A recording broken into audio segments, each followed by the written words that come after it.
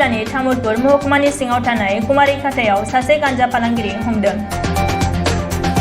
मोनसे फोथायथाव सुलुंनिफ्राय खौरां मोननायखौ बिथा खालामनानै कुमारिकाटा पुलिस थानानि बिफानारि नीलम ज्योति नाथनि दैदेननायाव संदाननायनि गेजेरजों बे गान्जाखौ बोखांनो हानाय जायो।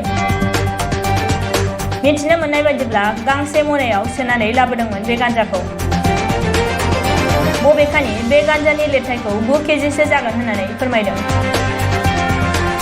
गान्जाजों लोगोसे गान्जा फालांगिरि एम्ब्रुस नार्जारिखौबो गंसे नाम्बार गैयै मटर साइकेलजों लोगोसे हमनो मोननाय जायो।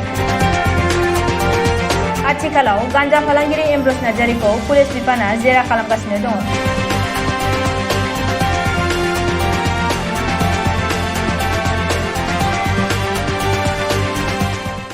বৃহৎ পৰিমাণে গাঞ্জা উদ্ধাৰ কৰিছে আৰু যি সময়ত অসম চৰকাৰে আৰক্ষী বিভাগে ড্ৰাগছৰ বিৰুদ্ধে অভিযান চলিছে তেনে সময়তে আজি তামোলপুৰত বৃহৎ পৰিমাণৰ গাঞ্জা উদ্ধাৰ হৈছে। কি ক'ব ক্ষেত্ৰত? আমাৰ অভিযান চলি আছে আৰু ভৱিষ্যতে চলি থাকিব। ড্ৰাগছ গাঞ্জা যিবোৰ অসামাজিক বস্তু আছে তাৰ বিৰুদ্ধে চলি থাকিব।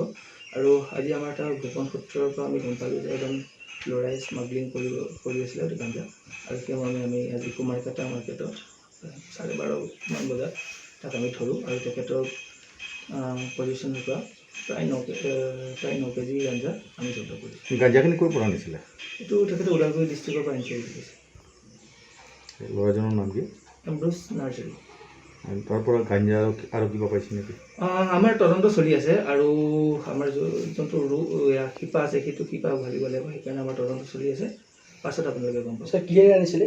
এইটো বাইকত আনিছিলে।